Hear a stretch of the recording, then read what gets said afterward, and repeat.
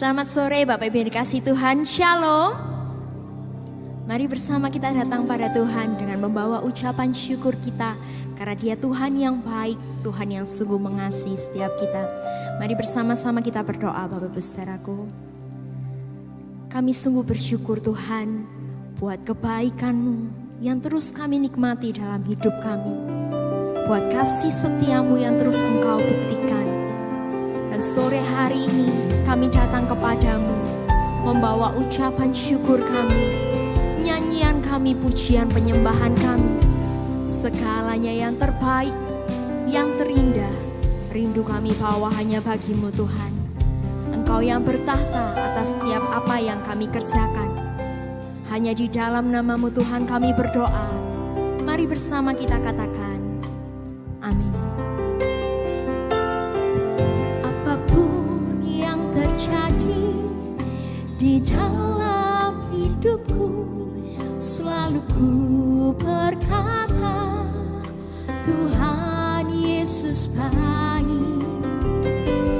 Dalam segala hal yang terjadi, tetap ku berkata Tuhan Yesus baik.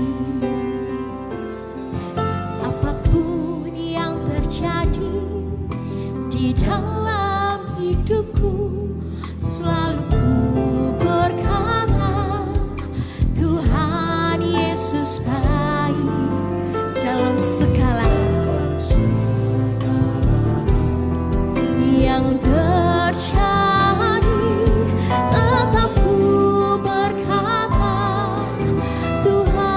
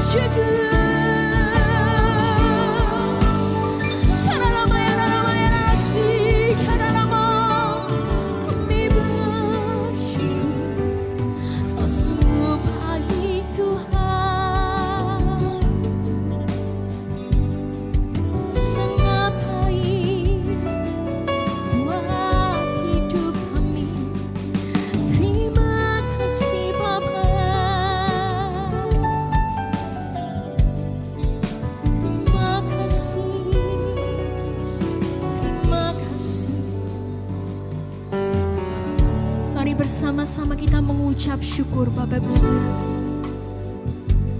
Karena apa yang Tuhan kerjakan dalam hidup kita, semuanya itu sungguh baik adanya.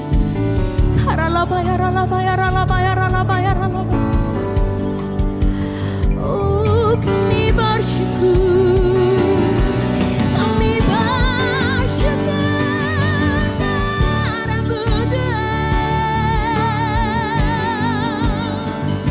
padamu yang Kau kerjakan, sungguh baik buat kami.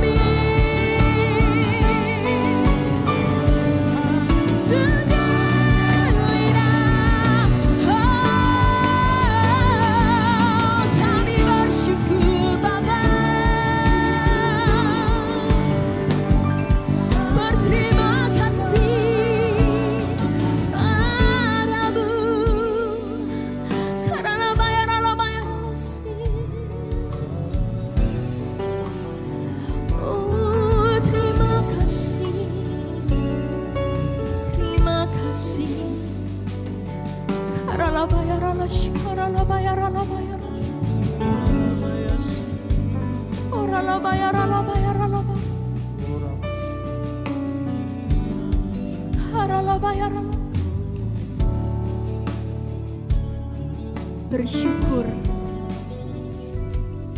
itulah yang kami bawa kepadamu Tuhan.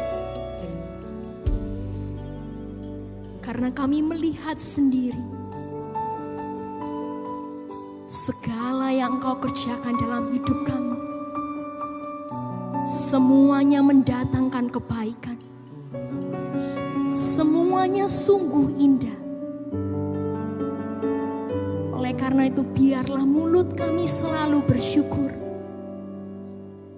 mulut kami selalu mengaku Engkau baik dan tak pernah berubah kebaikan-Mu buat hidup kami. Mari Bapak Ibu Saudaraku, kita semua yang rindu mengucap syukur pada Tuhan, kita semua yang mengakui bahwa Dia Tuhan yang baik dan kebaikannya tidak pernah berubah buat hidup kita. Boleh bersama-sama kita angkat kedua tangan kita, kita sembah Dia.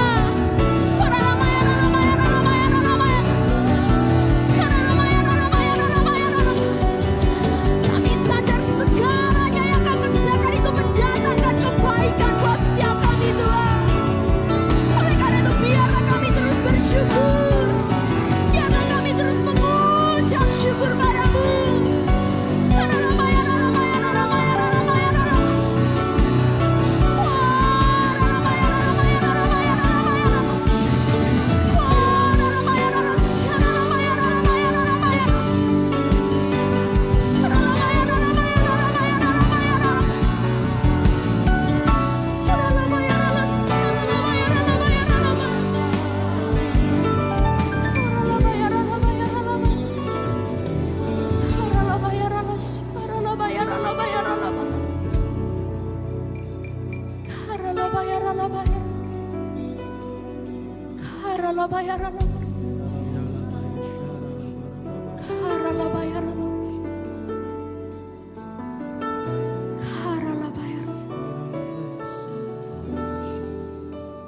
Atas apa yang Engkau kerjakan dalam hidup kami Tuhan,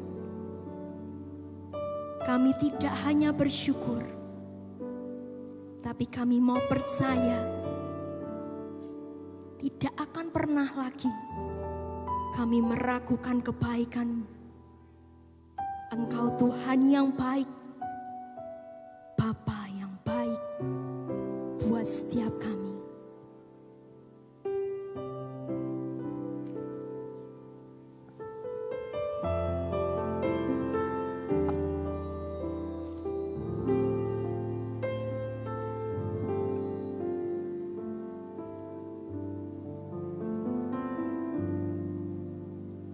Sungguh besar setiamu,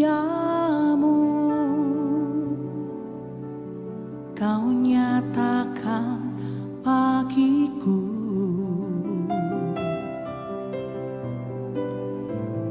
Kau Bapa yang selalu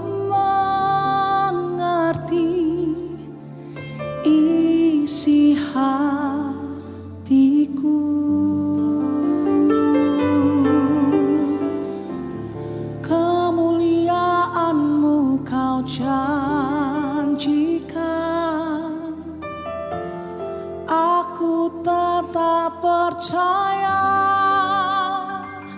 ku percaya janjimu ajaib terukir dalam kehidupanku.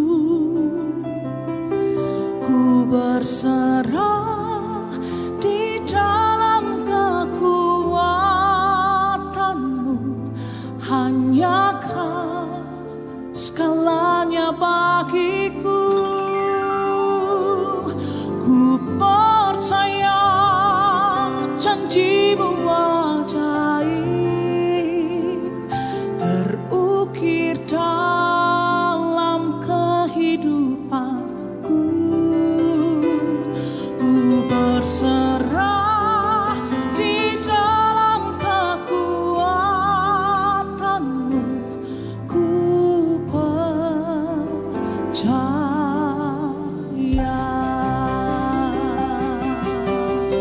Nyanyikan lagi Bapak Ibu saudaraku. Sungguh besar setiamu, Kau nyatakan bagiku. Kau Bapa yang selalu mengerti isi hatiku. Sama-sama kita angkat tangan. Kemuliaan-Mu Kau janjikan, aku tetap percaya, ku percaya janjimu ajaib. Ini seruan hati kami.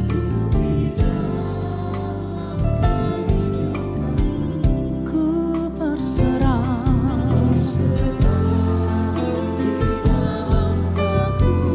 katakan hanya Kau segalanya bagiku. Ku percaya, kami percaya terukir dalam kehidupanku. Ku berserah di dalam kekuatanmu. Ku percaya, ku percaya janjimu ajaib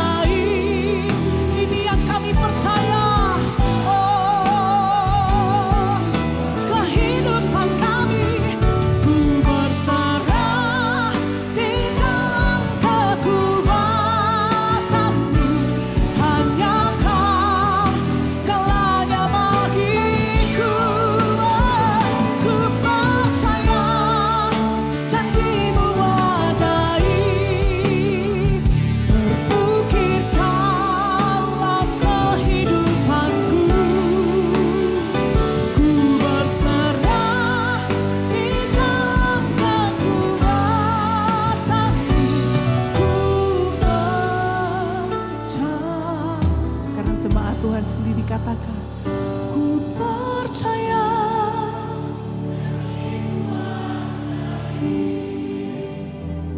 Terukir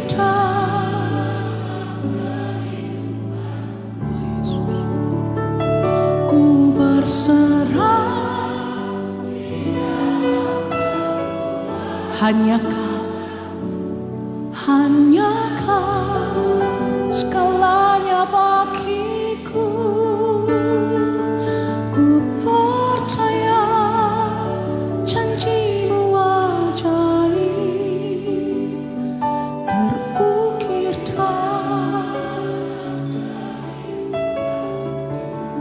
kasih Tuhan. Ku berserah di dalam kekuatanmu.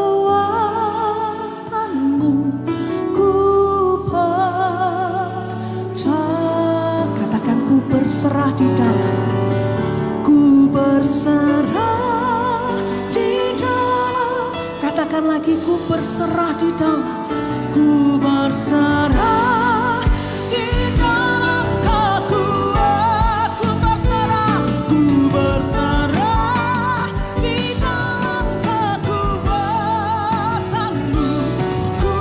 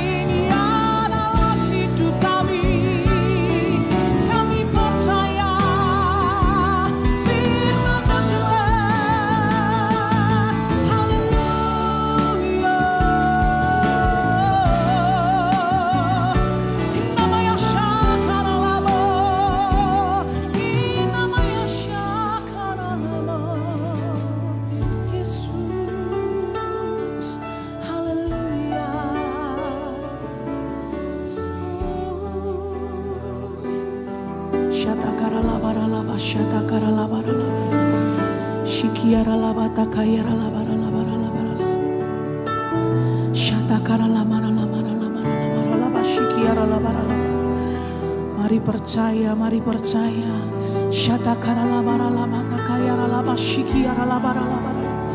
Oh, kami mau percaya, kami mau berserah Tuhan. Oh, janji-janjimu pasti dikenapi Tuhan. Ya, janji-janjimu pasti dikenapi.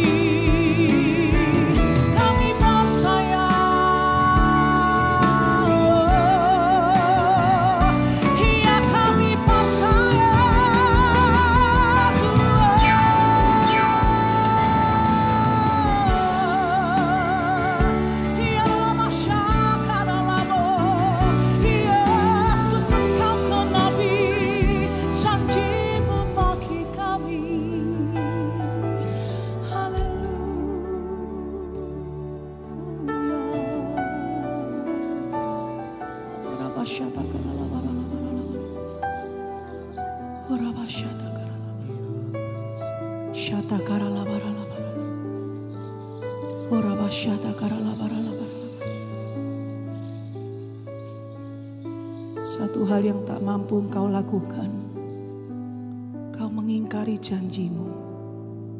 Kami yakin dan percaya Tuhan, janjimu selalu digenapi dalam hidup kami. Itu yang kami percaya. Bapak Ibu saudaraku, kalau Tuhan sudah berjanji, Dia pasti menggenapinya di dalam kehidupan kita. Kalau Dia berjanji menyertai, Dia pasti menyertai. Kalau Dia berjanji menyembuhkan, Dia pasti menyembuhkan. Kalau Dia berjanji memberkati setiap kita, Dia pasti memberkati kita. Mari terus percaya dan terus berharap hanya kepada Tuhan. Berapa banyak mau berharap dan percaya hanya kepada Tuhan? Angkatlah kedua tangan kita tinggi-tinggi Bapak Ibu saudaraku.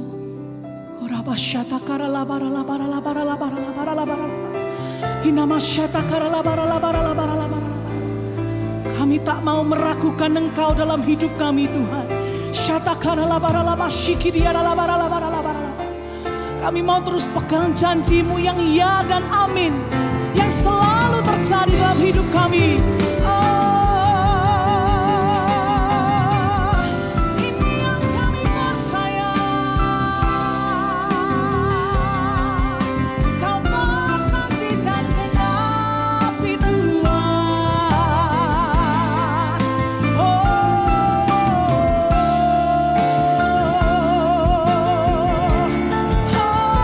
Takkan kami meragukan, sebab janji-Mu Tuhan yang ajaib terjadi di hidupku.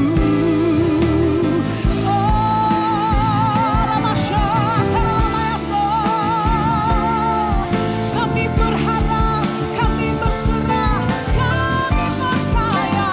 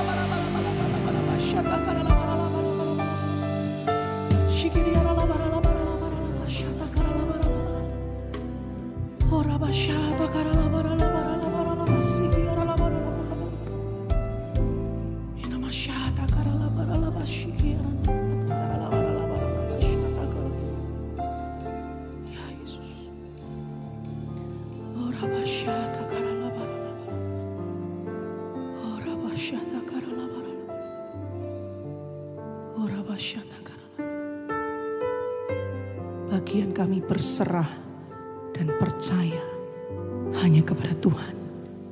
Kembali angkat kedua tangan kita tinggi-tinggi Bapak Ibu saudaraku.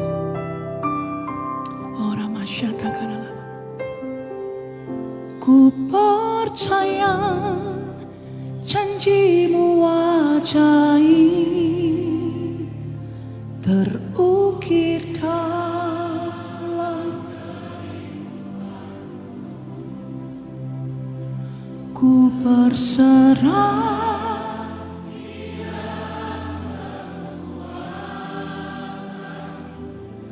hanya Kau. Ku percaya,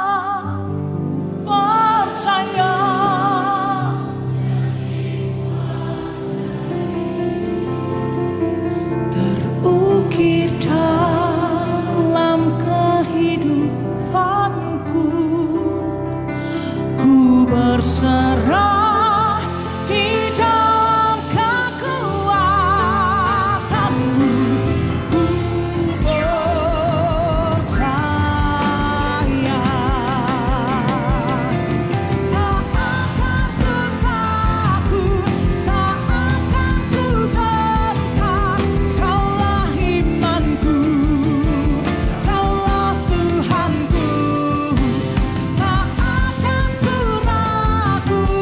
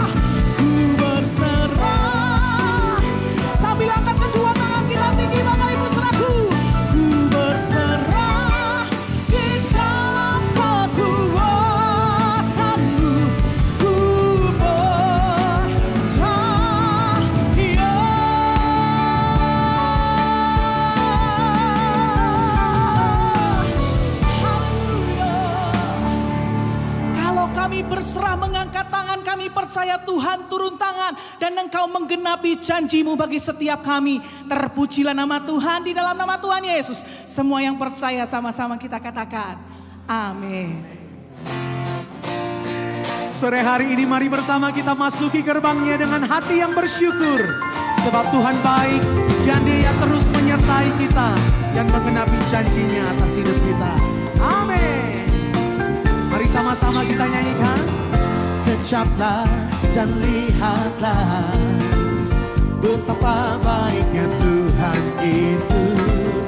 Rasakan dan nikmati kasih setia Tuhan. Kecaplah, kecaplah dan lihatlah betapa baiknya Tuhan itu.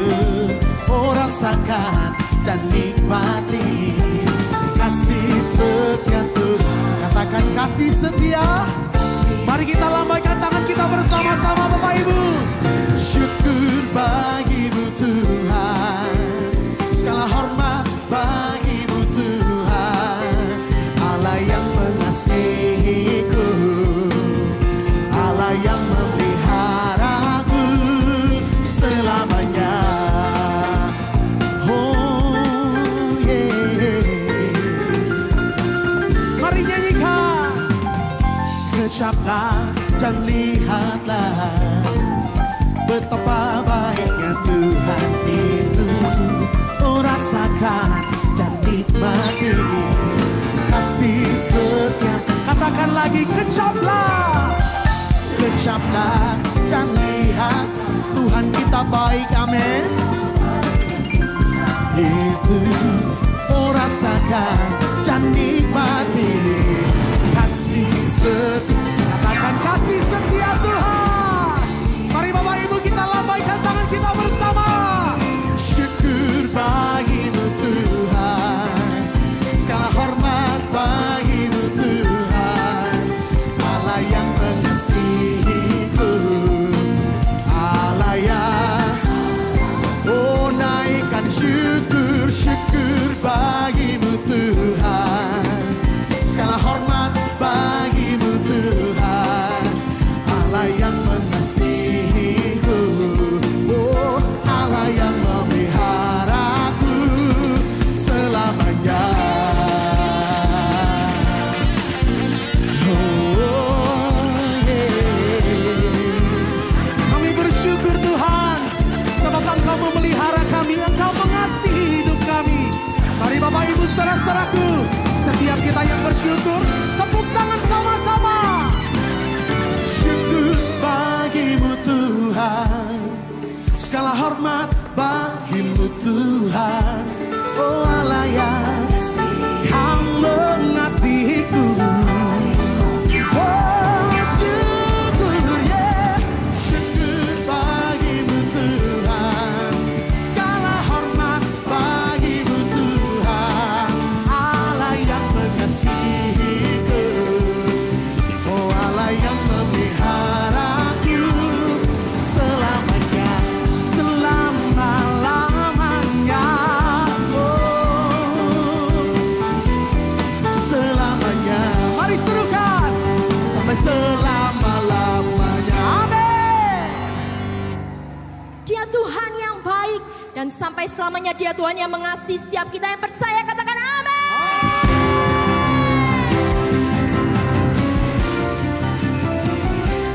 Jesus, you are so good. Jesus, you are so good. There's nothing to fear 'cause I'm here in your presence. Jesus, you are so good. Jesus, you are so good. I just wanna thank you, be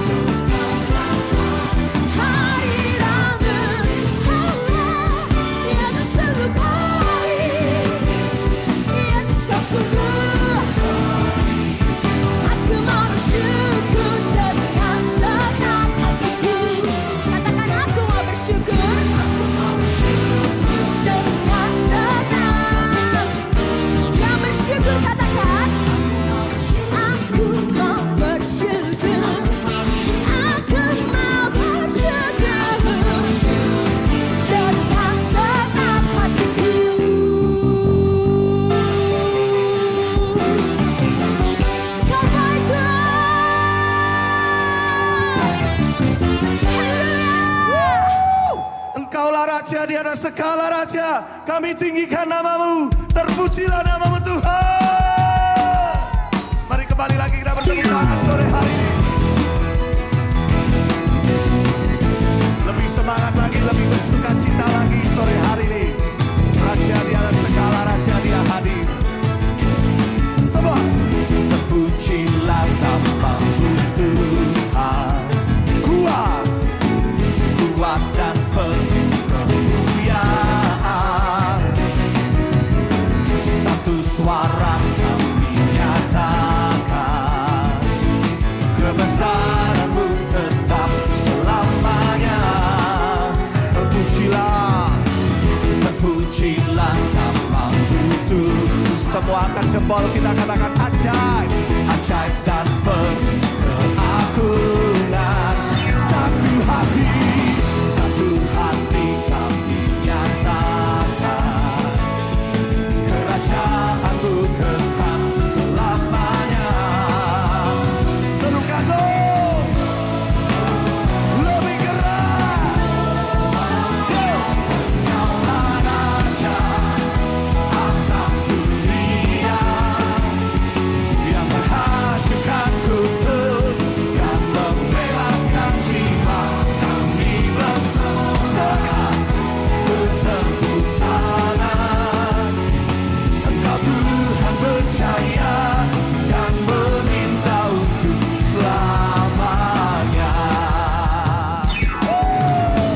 Terpujilah namamu Tuhan. Katakan ajaib, ajaib dan penuh keagungan. Satu hati kami nyatakan, kerajaan-Mu kekal. Semuanya serukan, lagi-lagi. Yo, Engkaulah Raja atas dunia, yang menghancurkan kutub dan membebaskan jiwa. Kami bersorak, bertepuk tangan, Engkau Tuhan percaya dan beritahu semua. Engkaulah Raja. Tepuk tangan tinggi-tinggi semua. Nyanyi bagi Dia dan membebaskan jiwa. Engkaulah Raja atas dunia, yang menghancurkan kutub dan membebaskan jiwa. Kami bersorak, Engkau Tuhan percaya dan satu kali lagi, Engkaulah Raja atas dunia, yang menghancurkan kutub dan membebaskan jiwa. Kami semua bertepuk tangan, Engkau Tuhan percaya dan meminta untuk selamanya. Oh, selamanya.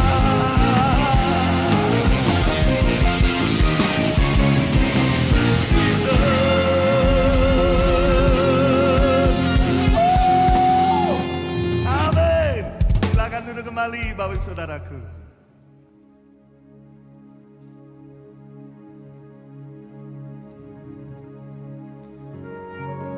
Atas semua yang Kau kerjakan dalam hidup kami mau mengembalikan semuanya Tuhan, untuk kemuliaan nama-Mu. Bagi-Mu segala hormat dan pujian.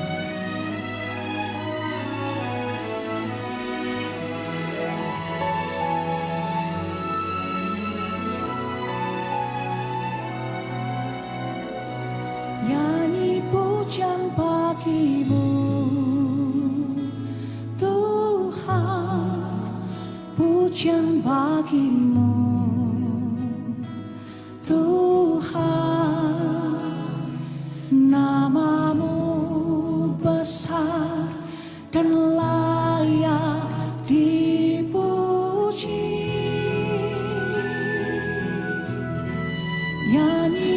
pujian bagimu Tuhan, pujian bagimu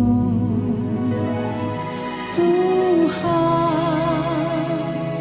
namamu besar dan layak dipuji. Nyanyi pujian bagimu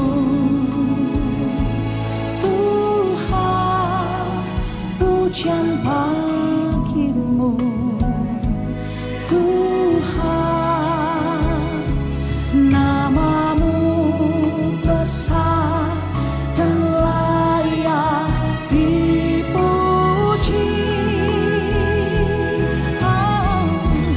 Nyanyi pujian bagimu Tuhan, pujian bagimu Tuhan, namamu besar dan layak dipuji. Nyanyi pujian bagimu Tuhan, pujian bagimu Tuhan, namamu besar dan layak dipuji. Kami menyanyi, nyanyi pujian bagimu Tuhan, pujian bagimu Tuhan, namamu besar dan layak dipuji.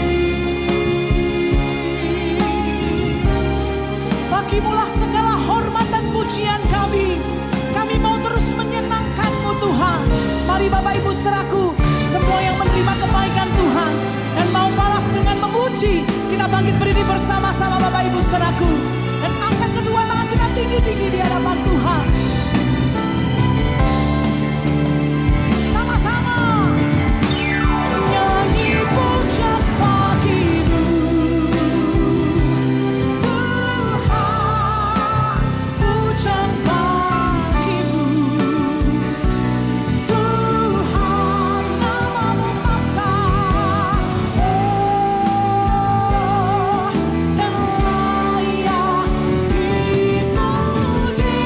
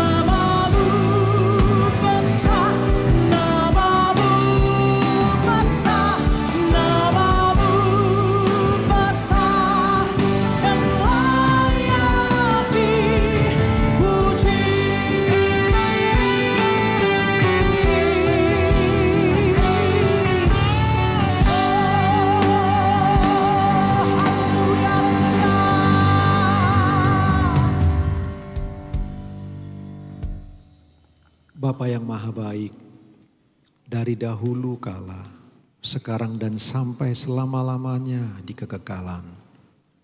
Nama-Mu saja yang maha besar dan layak dipuji, ditinggikan dan dimuliakan ya Tuhan. Terima kasih. Dan sekarang malam ini, kami bersyukur kami beroleh kesempatan beribadah kepadamu. Sekali lagi kami rindu, kiranya Tuhan beranugerah kepada kami ketika kami mendengar kebenaran firman-Mu, hati kami bisa menangkap maksud firman-Mu, pikiran kami diberi hikmat untuk bisa mengerti dan paham. Lalu kehendak kami diurapi oleh Allah Roh Kudus untuk melakukan kebenaran firman yang kami akan renungkan bersama-sama. Urapi kami semua Bapa tanpa terkecuali. Kami orang-orang sederhana yang membutuhkan pertolongan Tuhan. Terima kasih hamba-Mu yang banyak kekurangan dan kelemahan, ke dalam tangan belas kasihan Allah hamba mohon pertolongan. Demi nama Tuhan kami Yesus Kristus berkata-katalah ya Tuhan, kami siap mendengarnya. Haleluya. Amin. Sore-sore buat Tuhan Yesus Bapak Ibu. Silakan duduk Bapak Ibu yang dikasihi oleh Tuhan. Shalom. Selamat petang buat kita semua Bapak Ibu. Baik, kita akan merenungkan kebenaran firman Tuhan. Kita masih dalam suasana bagaimana Allah mengasihi kita itu melalui peristiwa Natal, Bapak Ibu. Walau kita tidak merenungkan bagian-bagian itu lagi, tapi tema kita masih ada dekat dengan itu. Kasih yang mendidik, itu tema kita Bapak Ibu. Pokok pikiran kita bersama-sama, kasih yang mendidik. Teks kita dari Ibrani 12 ayat 6, Wahyu 3 ayat 19. Bapak Ibu, sebenarnya salah satu doktrin yang paling sulit di dalam kekristenan itu doktrin tentang kasih. Kita pikir doktrin yang paling sulit itu tentang Trinitas. 3, 1, 1, 3, 1 dalam hakikat, 3 dalam pribadi. Itu memang sulit. Tetapi saya dan khotbah ini terinspirasi dari bukunya Bapak D.A. Kersen, Bapak Ibu. Salah satu rujukan, referensi kalau kita mau melihat pakar perjanjian baru. Teolog besar di abad kita. Bapak Ibu yang dikasihi oleh Tuhan, doktrin tentang kasih Allah bukanlah doktrin yang mudah. Bahkan menurut beliau lebih sulit daripada doktrin Trinitas. Dan kita coba akan melihatnya bersama-sama Bapak Ibu. Kasih yang mendidik. Teks kita dari Ibrani 12 ayat 6 dan Wahyu ayat pasal 3 ayat 19. Firman Allah berkata demikian. Ibrani 12 ayat 6. Karena Tuhan menghajar orang yang dikasihinya. Dan ia menyesah orang yang diakuinya sebagai anak. Wahyu 3 ayat 19. Barang siapa kukasihi, ia kutegur dan kuhajar. Sebab itu relakanlah hatimu dan bertobatlah. Diberkatilah mereka yang membaca firman Allah, merenungkannya, menyimpan dalam hati. Dan yang paling berbahagia mereka yang menghidupi firman tersebut. Amin. Ada kesulitan-kesulitan waktu kita coba mau belajar tentang doktrin kasih Allah. Beberapa kesulitannya Bapak Ibu. Yang pertama, pandangan masa sekarang. Bahwa Allah itu penuh kasih, tapi diletakkan tidak pada konteksnya. Orang-orang selalu mengatakan Allah itu maha kasih, Allah itu penuh kasih. Itu betul. Tapi waktu kita mengatakan Allah penuh kasih lalu mengabaikan konteks dari firman Allah, itu akan sangat berbahaya. Saya suka ngomong begini, kalau ada satu teks ayat firman Tuhan diambil begitu saja dengan melalaikan konteks ayat sebelumnya dan ayat sesudahnya, maka ayat yang diambil itu bisa dipakai apa saja, diartikan apa saja, dan ini sangat berbahaya. Doktrin ini menjadi sulit, doktrin tentang kasih Allah, sebab pandangan sekarang yang menekankan tentang kasih Allah. Perhatikan Bapak Ibu, itu membuat semakin sulit kasih ini atau doktrin ini sebab hampir di semua tempat, tidak peduli agama apa, dimanapun selalu menonjolkan kasih Allah, lupa atribut-atribut Allah yang lain. Bahwa Allah Maha Suci, Allah Maha Benar, Allah Maha Kudus, Allah berdaulat mutlak, Allah tidak berubah. Ada banyak atribusi Allah yang diabaikan karena menonjolkan kasih. Itu sebabnya doktrin ini menjadi lebih tidak mudah. Ditambah lagi pluralisme. Salah satu tokoh yang besar yang mencuat, Raimondo Panikkar dari India.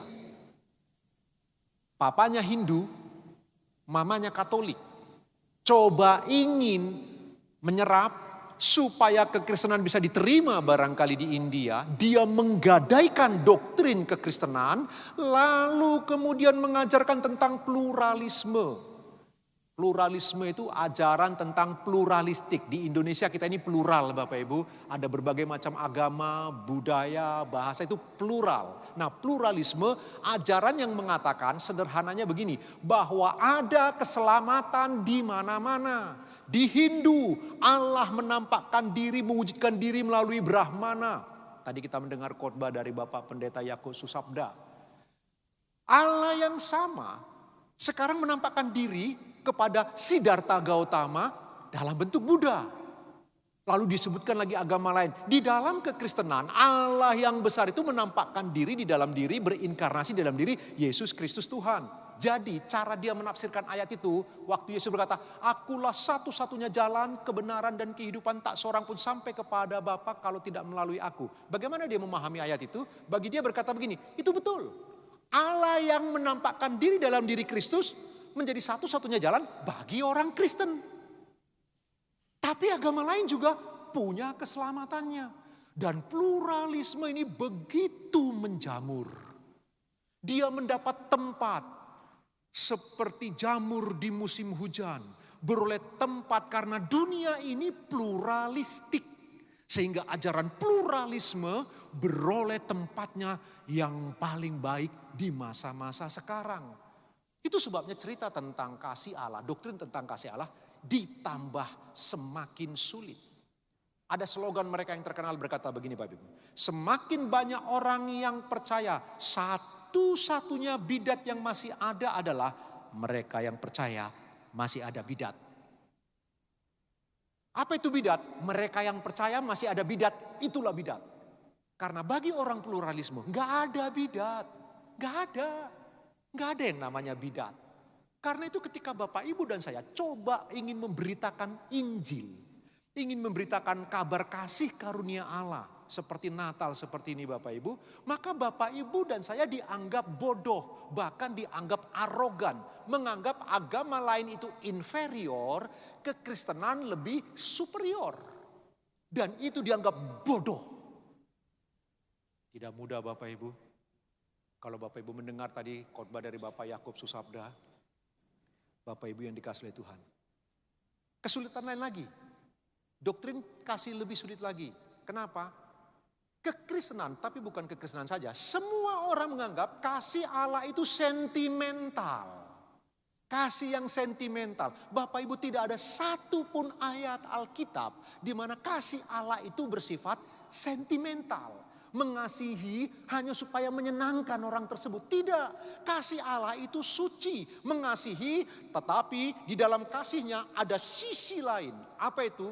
Disiplin yang keras. Karena demi kebenaran supaya orang itu berubah karakternya. Tapi zaman sekarang kasih Allah itu dipahami sebagai kasih yang sentimental. Lebih sulit lagi doktrin ini. Bapak Ibu yang dikasihi Tuhan. Sebab apa? Orang Kristen sendiri menganggap doktrin ini mudah. Siapa bilang mudah Bapak Ibu?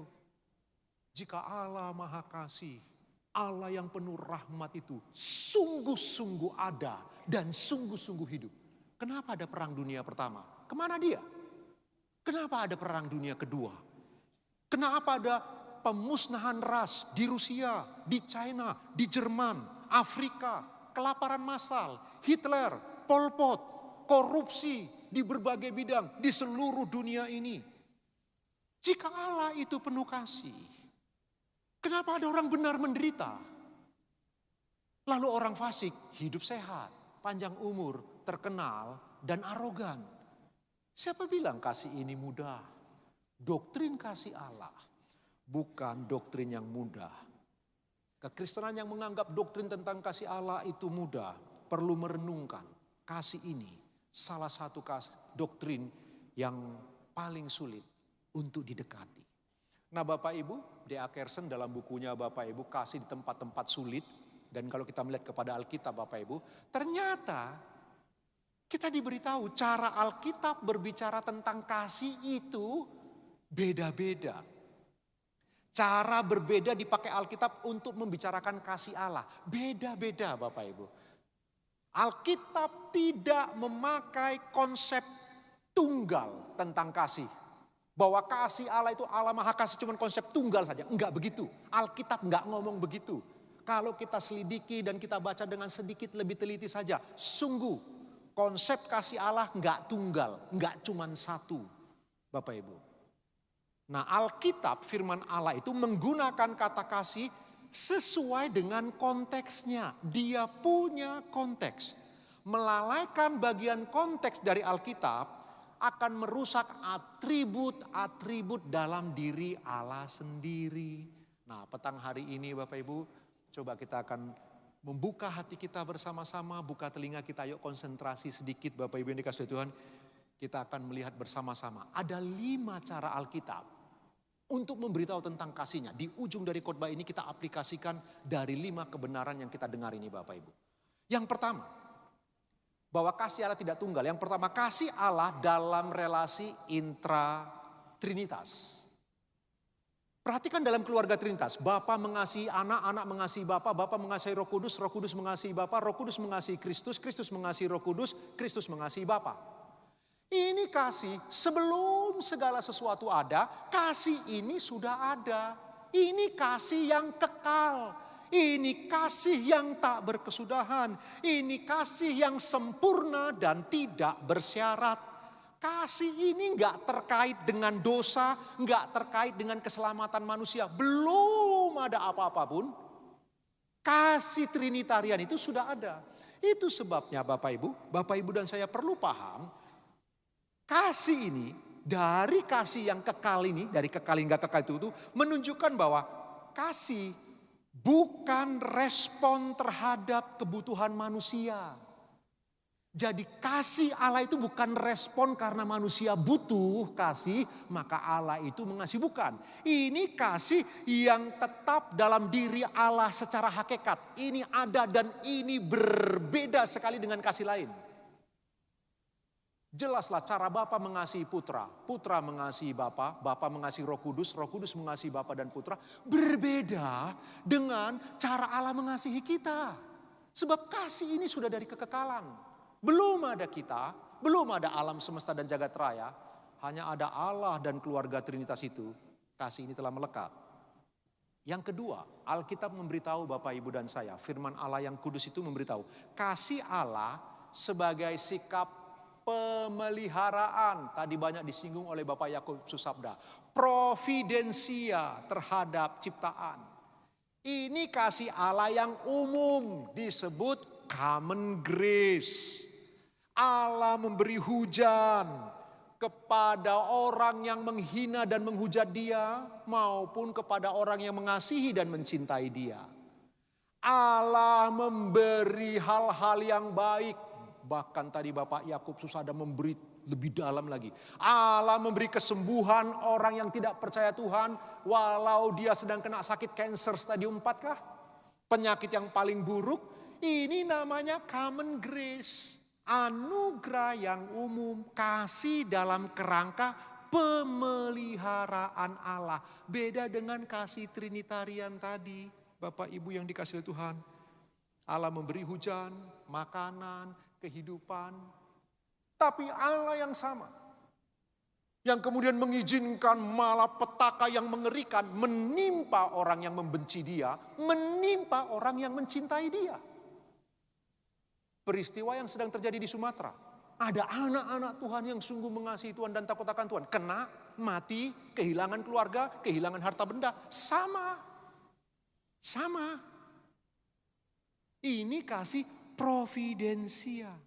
Dialami oleh orang benar dan fasik. Dan kasih ini tidak otomatis menyelamatkan. Enggak, ini bukan kasih yang menyelamatkan, ini kasih yang memelihara. Ini bukan kasih penebusan, bukan. Enggak ada hubungannya dengan penebusan sama sekali. Ini murni kasih dalam rangka memelihara seluruh tatanan alam semesta dan orang-orang yang hidup di dunia. Kasih yang ketiga, Alkitab memberitahu kita, Bapak Ibu. Kasih Allah untuk maksud menyelamatkan dunia yang berdosa. Yohanes 3:16. Karena begitu besar kasih Allah akan dunia ini, makanya ada Natal. Ini kasih yang mendorong.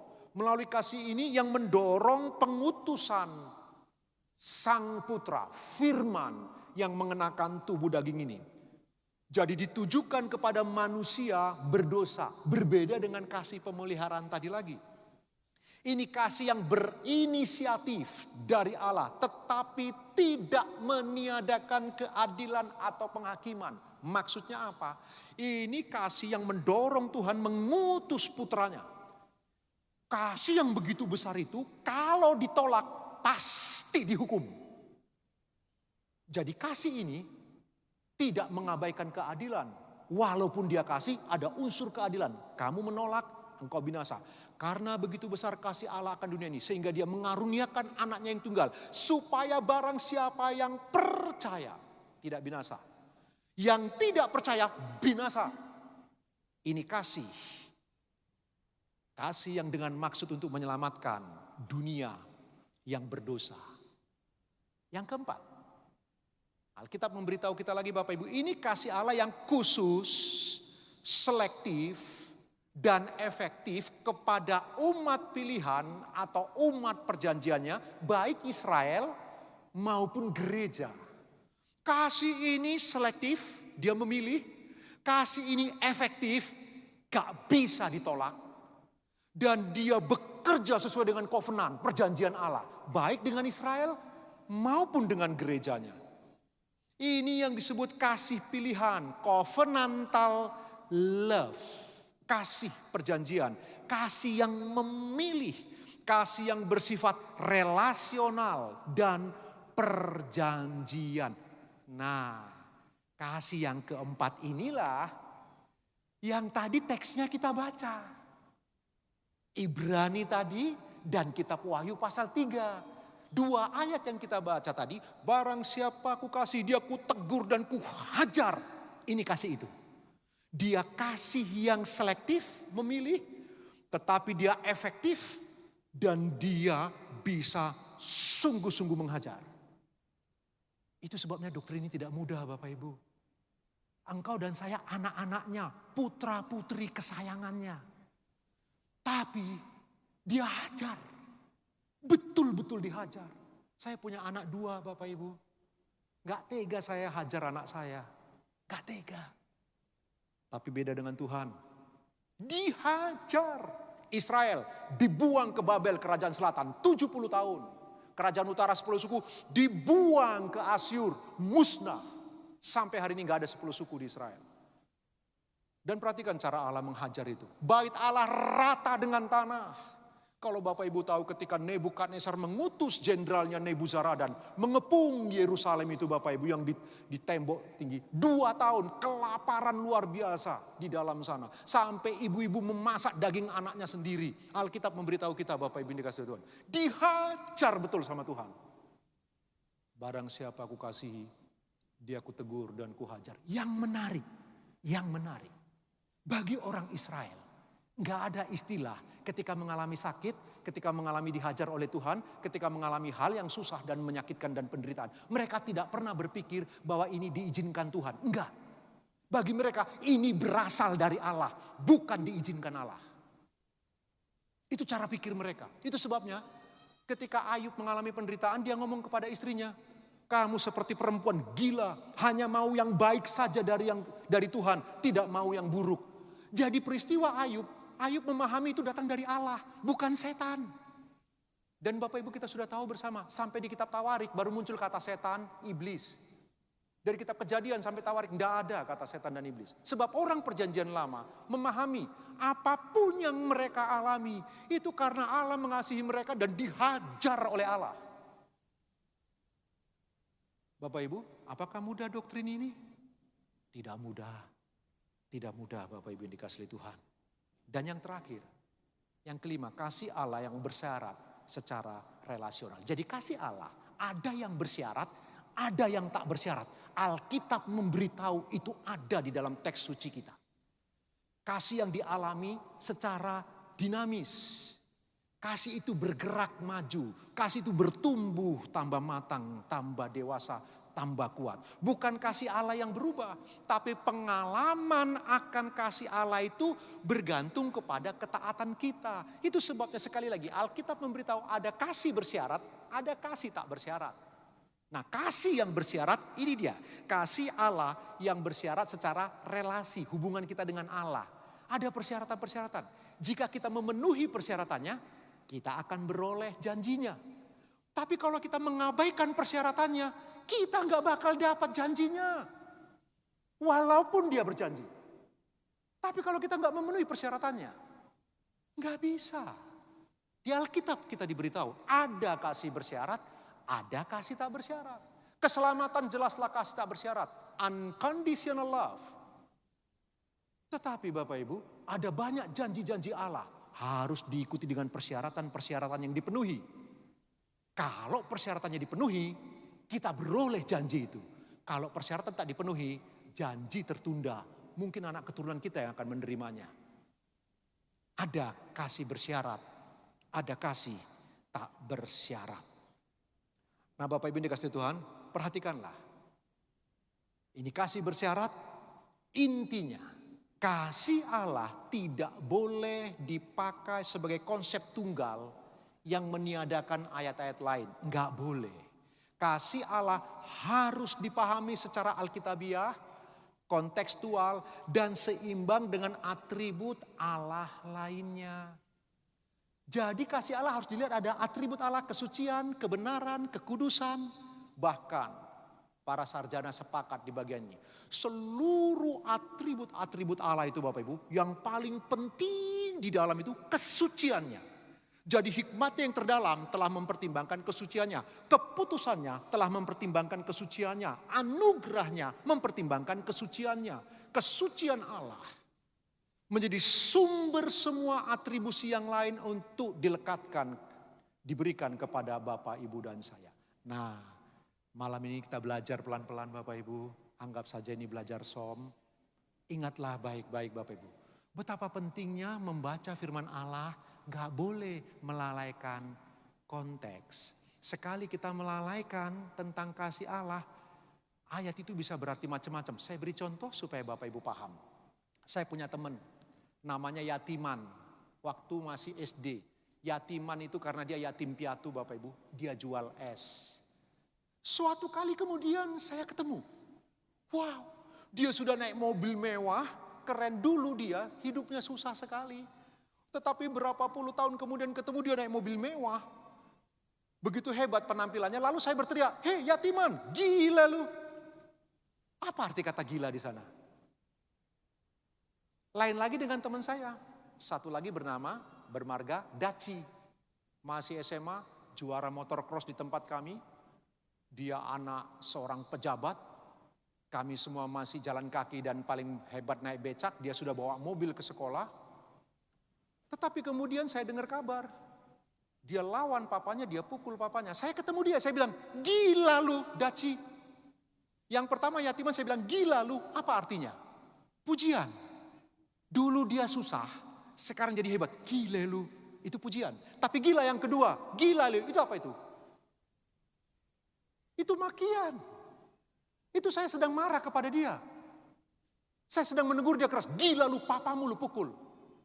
Kata gila sama, tapi waktu dia ambil kata gila gitu saja, melalaikan konteks cerita, buyar kita. Begitu Alkitab. Waktu kita mengambil ayat melalaikan konteks, buyar kita. Itu maksud ketika kita belajar tentang jenis kasih Allah tadi. Atau lebih tepatnya kasih Allah didekati dengan konteks yang seperti itu. Jika kita menekankan satu jenis kasih Allah dan mengabaikan yang lain, kita akan menciptakan Allah menurut selera kita sendiri. Ini yang paling saya takutkan, yang terus-menerus saya ajarkan kepada jemaat kita di Betani Batam. Jangan sampai kita ngelamun sendiri tentang Allah kita imajinasikan sendiri, kita bayangkan sendiri, lalu kita refleksikan ke atas, lalu kita sembah.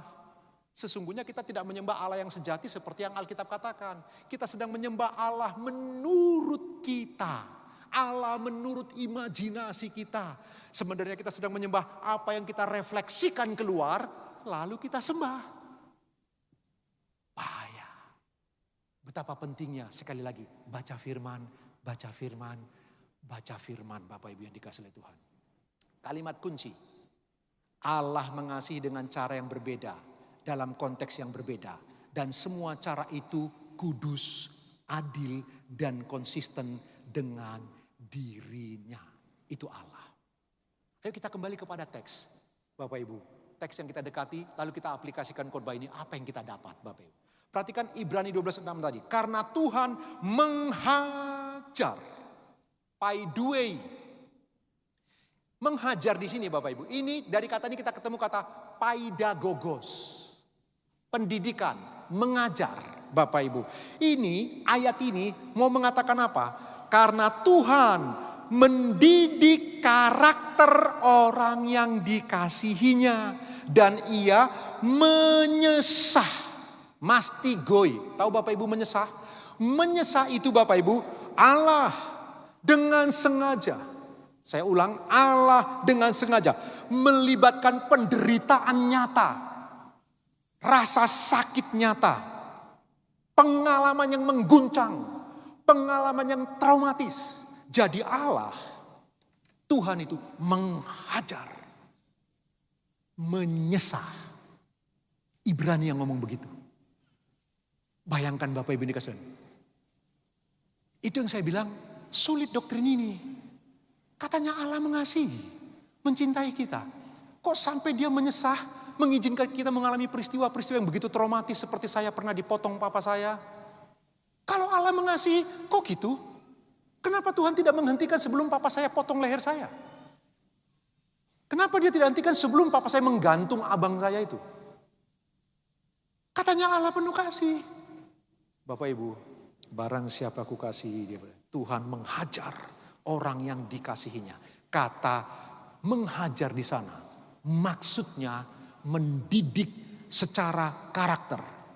Tapi kata mastigoi, itu penderitaan nyata, pengalaman yang mengguncang. Mungkin penyakit tidak datang dari Allah, kita tahu tidak ada dosa yang datang dari Allah. Tetapi Allah membuka pagar itu supaya kita dibentuk olehnya. Sehingga kita bisa mengalami rasa sakit, pengalaman traumatis. Bapak Ibu yang dikasihi Tuhan. Karena itu menghajar atau paido itu Bapak Ibu. Dari itu kita ketemu kata paidagogos itu Bapak Ibu. Pembentukan karakter atau pelatihan hidup rohani. Sementara menyesah itu penderitaan nyata atau pengalaman yang mengguncang. Perhatikan Ibrani 12 ayat 6 tadi. Karena Tuhan menghajar orang yang dikasihi. Agapa. Dari kata agape, agapao. Bapak Ibu yang dikasihi Tuhan. Karena itulah Bapak Ibu. Di dalam Wahyu 3:19 tadi, barang siapa ku kasihi, dia pakai kata pilo.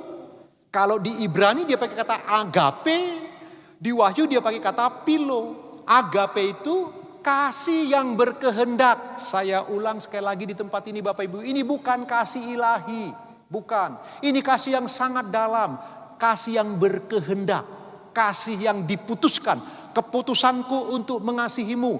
Ini Bapak Ibu dikasihi Tuhan, bukan tentang kasih Allah. Sebab Alkitab memberitahu Amnon itu mengasihi Tamar. Tapi Tamar diperkosa. Anaknya Daud itu loh. Amnon itu memperkosa Tamar. Kata yang digunakan Amnon agapoi. Kepada Tamar. Agape kok memperkosa? Paulus punya teman pelayanan namanya Demas. Paulus berkata, Demas telah mencintai dunia ini. Agapoi. Demas agapoi kepada dunia. Jadi agape itu bukan kasih ilahi. Agape itu kasih yang sangat dalam. Objeknya bisa apa saja. Bisa duit, bisa harta, bisa setan, bisa alam semesta, bisa apapun. Bisa kepada Allah. Ini kasih yang berkehendak. Tapi pileo beda. Itu kasih relasional. Nah ini yang menarik. Di Alkitab kita nggak ada yang namanya kasih storge. Nggak ada yang namanya kasih eros. Nggak ada dalam teks Yunani. Satu ayat pun nggak ada. Itu filsafat Yunani. Alkitab cuma mengenal dua ini. Agape, pileo. Nggak ada teks suci kita yang mengatakan storge dan eros. Katanya eros kasih kedagingan. Kita tahu Amnon memperkosa Tamar itu kasih kedagingan. Agape yang dipakai, bukan eros. Bapak Ibu yang dikasihi Tuhan. Kalau begitu kesimpulannya seperti ini. Ibrani 12 ayat 6. Itu disiplin yang Tuhan berikan sebagai tanda status anak. Kita dihajar, kita disesah sebab kita anak. Nah Tuhan menyesatnya menggunakan kasih agape. Kasih yang sangat dalam kepadamu dan kepadaku. Karena kasih yang begitu besar, dia sesah kita. Karena apa? Dia sedang membentuk karakter kita jangka panjang. Supaya semakin serupa dengan Kristus. Kalau Wahyu 3 ayat 19 beda. Itu disiplin sebagai panggilan pemulihan. Hei, hubunganku denganmu lagi gak beres ini. Ayo datang lagi bertobat. Kalau enggak tak hajar kamu. Barang siapa ku kasih dia ku tegur dan ku hajar. Masih ingat Wahyu 3 ayat 19? Ini jemaat di Laodikia. Satu-satunya jemaat dari 7 gereja di kitab Wahyu. Satu-satunya jemaat yang Kristus ada di luar. 6 gereja yang lain punya dosa, punya kelebihan. Tapi Kristus di dalam. Kristus masih menjadi pusat penyembahan. Gereja Laodikia beda. Sudah bobrok suam-suam kuku kerohaniannya, Kristus di luar. Dia berkata, aku berdiri di muka pintu dan mengetuk. Barang siapa membukakan pintu, aku akan masuk makan bersama. Nah dia berkata, barang siapa aku kasih, dia aku tegur dan ku hajar. Ini pileo, kasih pileo. Kasih yang ingin membangun relasi lagi. Kamu sudah kelewatan. Kamu sudah jauh dari aku sudah keluar dari hidupmu. Ayo bangun relasi lagi dengan aku. Itu Wahyu pasal 3 ayat 19. Kalau kita bisa lakukan sintesa terhadap dua ayat ini, kira-kira begini Bapak Ibu sintesisnya. Disiplin Tuhan bukan tanda penolakan, melainkan bukti kepemilikan. Bukan hukuman kehancuran, melainkan kasih yang menyelamatkan. Entahkah dihajar, disesah, dipukul, kasih ini bukan sebuah kasih yang menolak. Bukan kasih karena murka, bukan karena kebencian, tapi karena ingin membentuk karakter kita dan membangun relasi lebih dalam lagi dengan Tuhan. Kalau kita bisa simpulkan, kasih tanpa disiplin adalah pembiaran, disiplin tanpa kasih adalah kekerasan, tetapi disiplin dalam kasih adalah keselamatan. Kalau begitu, waktu dia tangkap Bapak Ibu, malah dia yang dikotak. Dia yang kena disiplin. Dicopot posisinya. Nggak dikasih meja sama sekali. Nggak dapat posisi apapun. Dia lumayan stres. Dia bilang dia tertekan. Waktu dia mengalami itu Bapak Ibu sebelumnya. Di tempat kami. Para hamba Tuhan. Diberi kesempatan. Siapapun kalau mau mengurus SIM. Gratis. Bukan gratis dari negara. Dia pakai uang pribadinya untuk membiayai para hamba-hamba Tuhan siapapun yang mau ngurus SIM. Dia akan biayai gratis, diberi ruang 3 bulan. Waktu 3 bulan itu Bapak Ibu, dia cerita. Suatu kali saya ketemu di bandara, dia cerita kepada saya cerita ini Bapak Ibu. Semua lengkap ini diceritakan di bandara sambil kami menunggu penerbangan ke Batam. Dia ngomong waktu 3 bulan dia buka kesempatan, gak ada hamba Tuhan yang datang untuk urus SIM. Begitu 3 bulan itu ditutup, hamba-hamba Tuhan mulai datang. Minta tolong. Dia bingung, dia bilang sudah tutup. Saya sudah nggak di sana lagi posisinya. Katanya beberapa hamba Tuhan begitu kecewa dan marah kepada dia. Lalu dia cerita.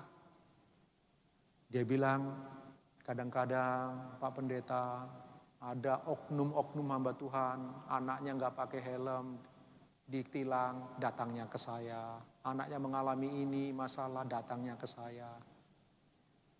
Hari itu ketika dia mengalami, menangkap orang, tapi kemudian dia dikotak, Bapak Ibu, dia nggak mendapat jabatan. Tak ada satupun yang datang. Bahkan saya pendetanya nggak datang. Saya ngomong ke dia, Bapak, kenapa nggak cerita saya? Lalu dia bilang begini, Bapak Ibu, tidak bermaksud apa-apa, saya cuma cerita apa yang dia cerita. Dia bilang begini, Pak Pendeta itu pendetaku. Aku beribadah di gereja Pak Pendeta, tapi nggak pernah sekalipun Pak Pendeta minta tolong saya. Sementara hamba-hamba Tuhan yang lain minta tolong, Pak Pendeta nggak pernah. Lalu sekarang saya susah, kenapa saya harus minta tolong Pak Pendeta? Saya agak kaget. Pemahamannya tentang hubungan masih transaksional.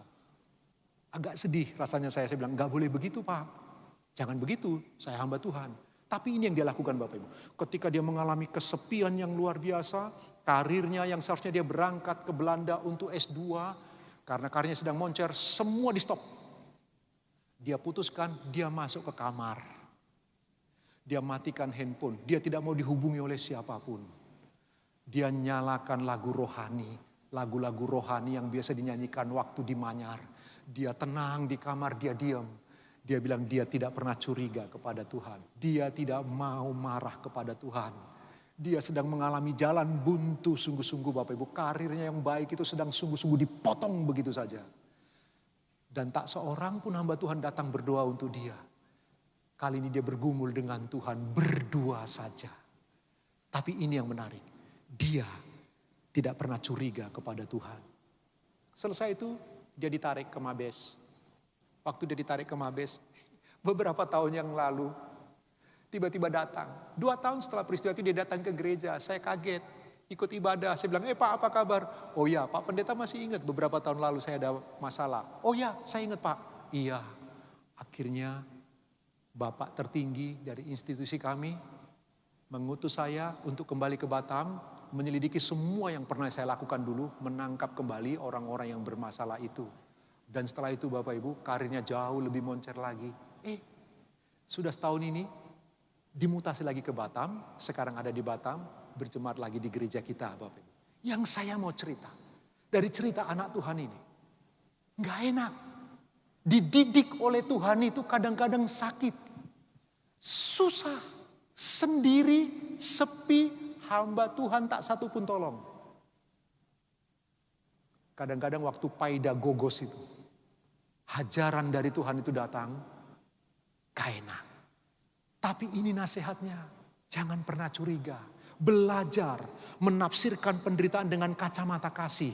Bahwa engkau dicintai, engkau dikasih. Bukan karena Allah marah, bukan karena Allah menolak. Tapi sebaliknya, Tuhan sedang mendidik kita, menuntun kita, atau menarik kita supaya hubungan kita lebih manis dengan Tuhan. Amin. Coba yang mengerti tepuk tangan buat Tuhan kita Bapak Ibu yang dikasihi Tuhan. Yang kedua, dari cerita tentang kasih Allah yang beda-beda tadi. Belajar mengembangkan respon aktif terhadap teguran, bukan sikap defensif. Perhatikan, reaktif itu, seperti yang Bapak Gembala khotbahkan dalam ibadah Natal itu. Reaktif itu bagian dari defensif. Tapi respon aktif itu beda. Dia telah melampaui analisa. Dia telah melampaui pemikiran-pemikiran.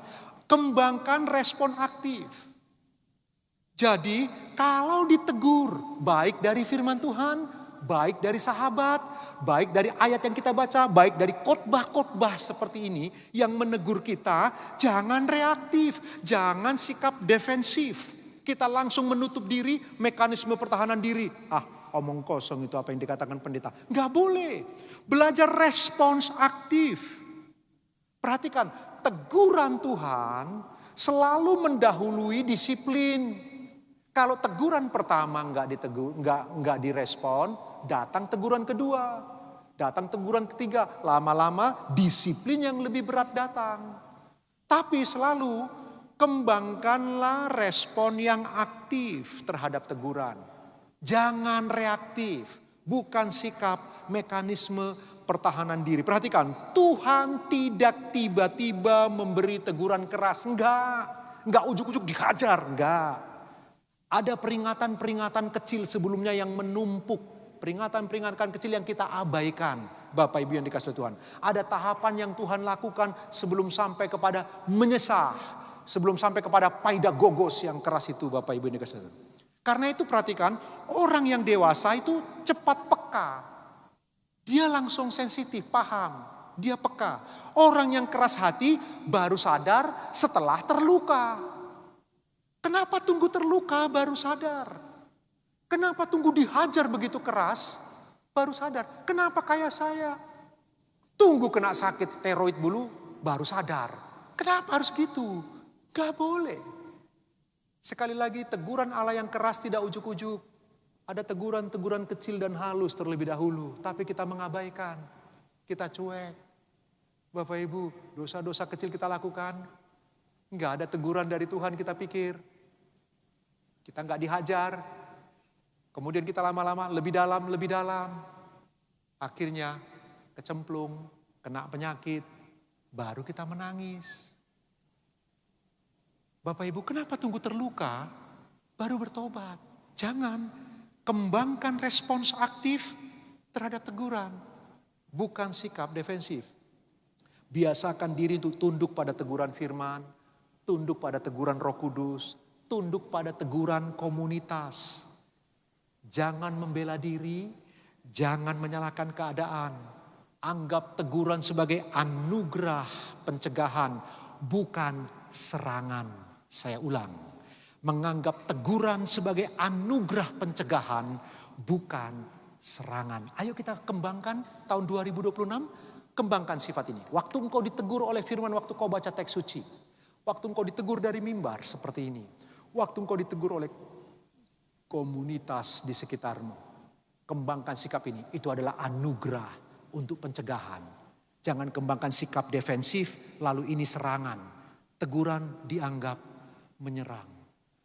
Bapak Ibu, waktu kami masih full timer di tempat ini, saya kadang-kadang dapat jadwal khotbah di menara doa. Di belakang ruang baptisan itu Bapak Ibu dulu ada menara doa. Nah saya selalu kalau menara doa ada senior-senior kami yang dulu, mereka-mereka yang biasanya bawa renungan. Tapi suatu kali saya diberi kesempatan bawa renungan. Waktu saya bawa renungan Bapak Ibu, saya sedang khotbah begini, tiba-tiba seorang ibu angkat tangan langsung interupsi. Saya langsung diprotes. Khotbah saya langsung diprotes. Itu teguran keras dan nyata langsung Bapak Ibu.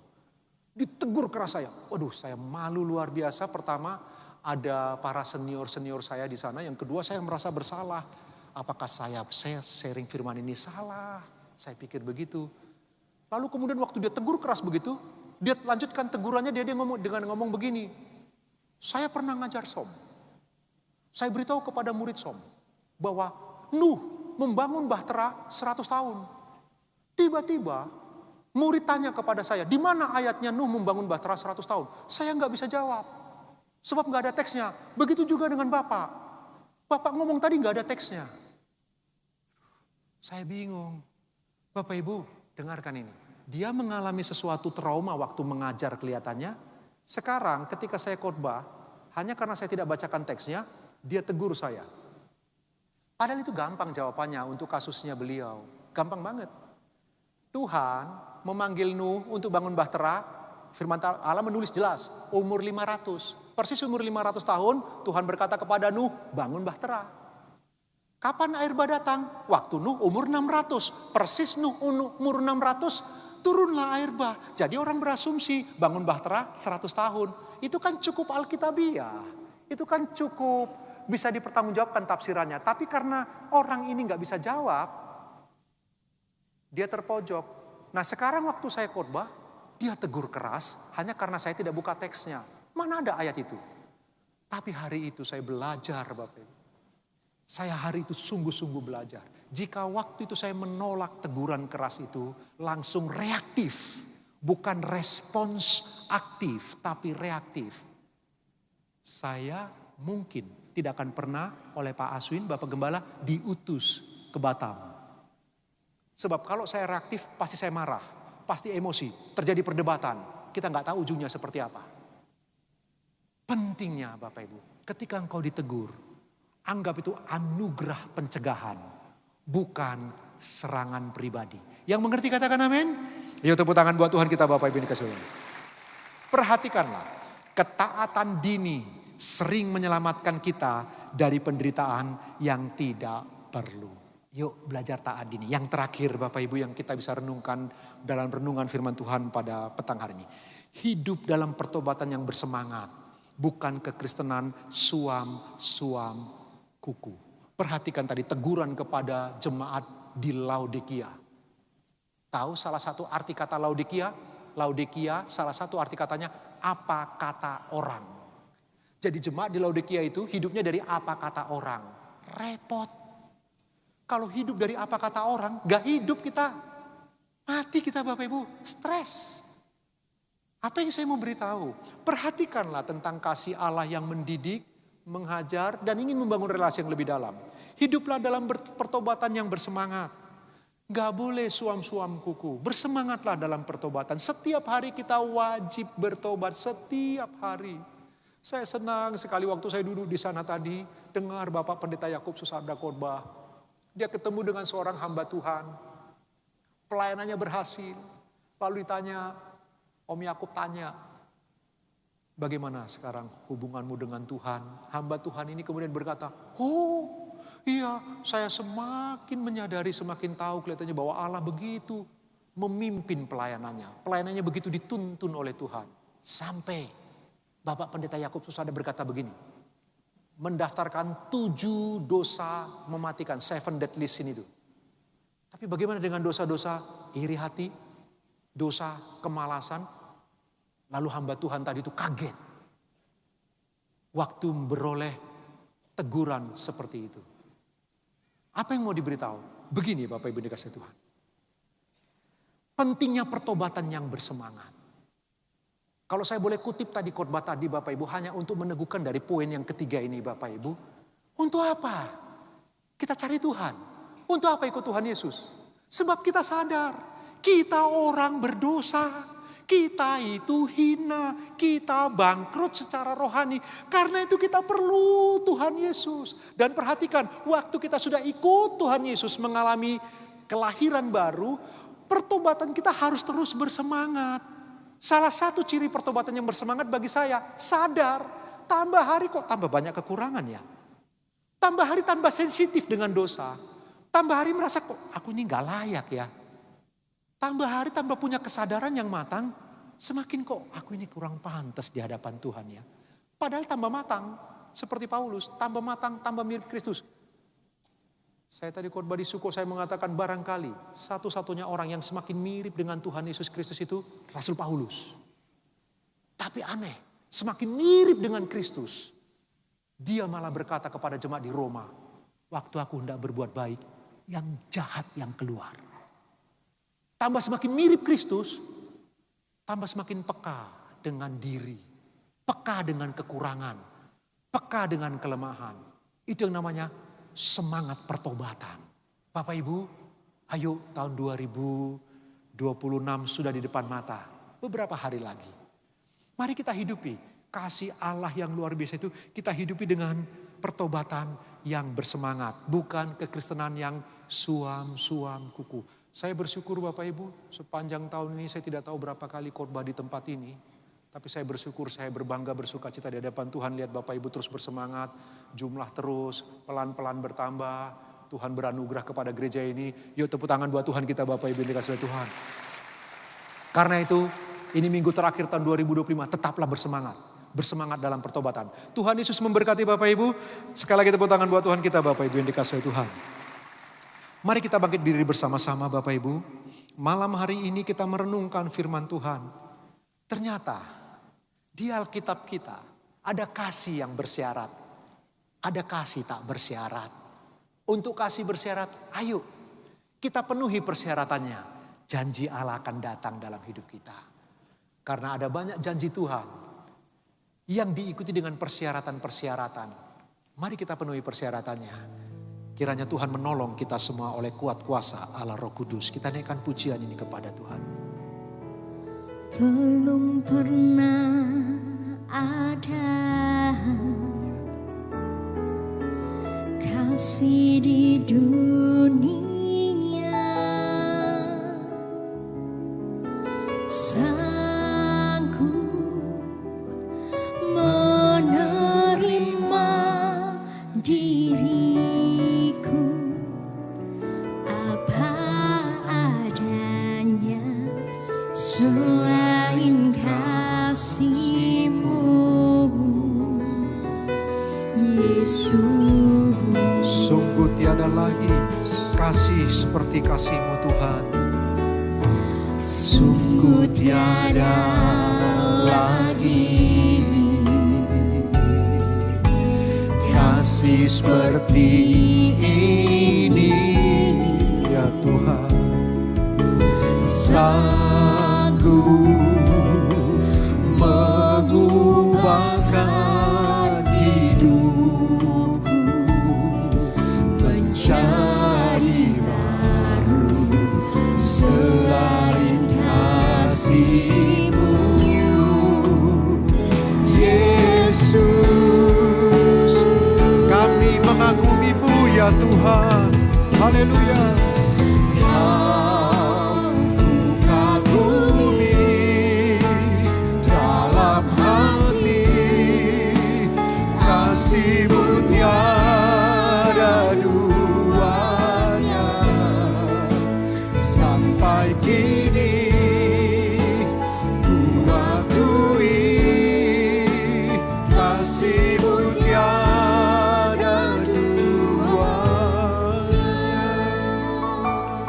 Lebih sungguh lagi, sungguh tidak pernah ada kasih seperti kasih Kristus. ada kasih di dunia,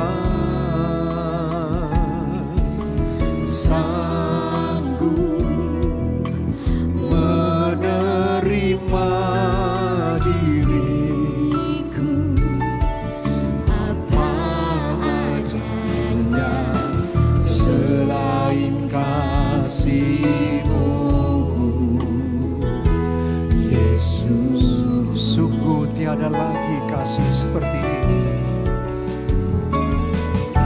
Sungguh tiada lagi kasih seperti ini, sanggup mengubahkan hidupku menjadi baru, selain kasih-Mu, Yesus.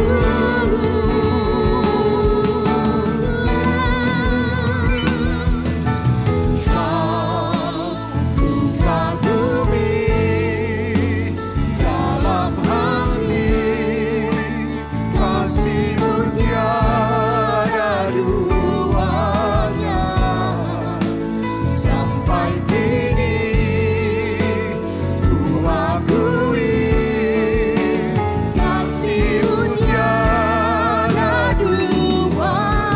Kau ku kagumi dalam hati, kasih-Mu tiada duanya, sampai kini ku akui kasih-Mu tiada duanya.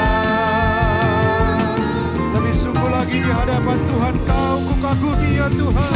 Kau ku kagumi dalam hati, kasih-Mu tiada duanya, sampai kini ku akui kasih-Mu tiada duanya, kasih-Mu tiada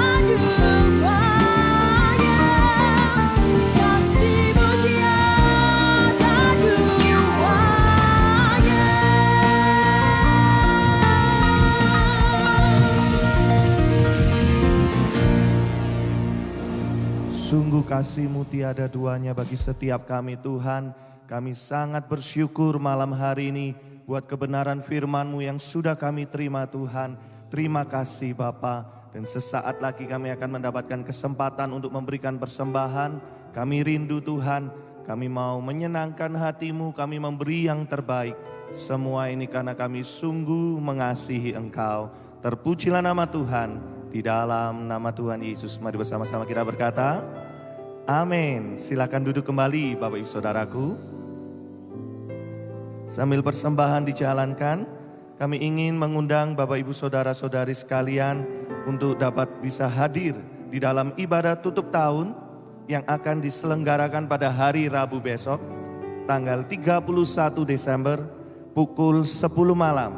Sekali lagi pukul 10 malam, dan untuk open gate akan dimulai di pukul 8 malam. Demikian tambahan pengumuman malam hari ini. Tuhan Yesus memberkati.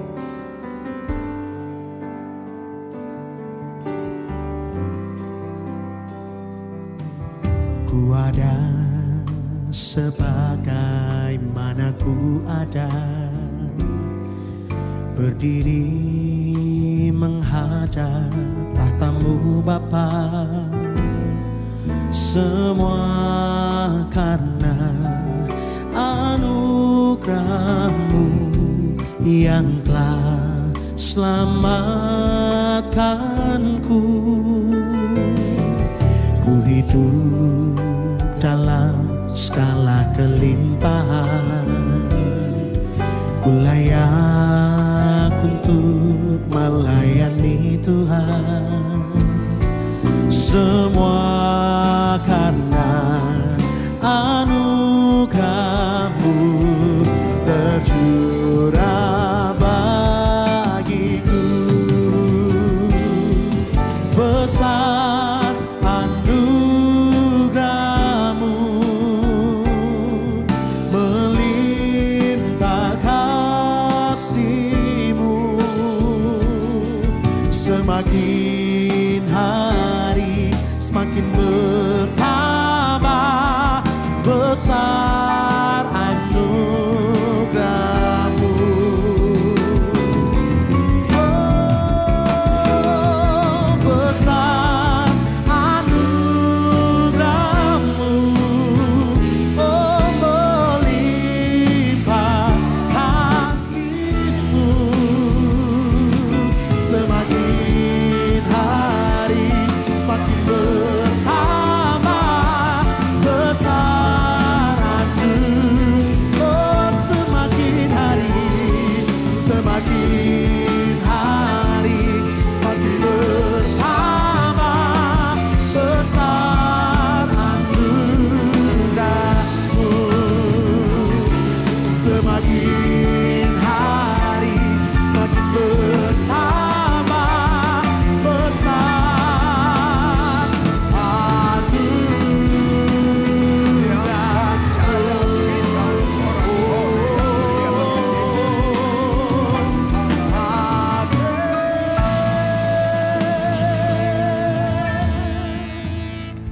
Dalam nama Yesus, jemaat yang dikasihi Tuhan dengan iman, terimalah rahmat anugerah dari Aba Bapa kita.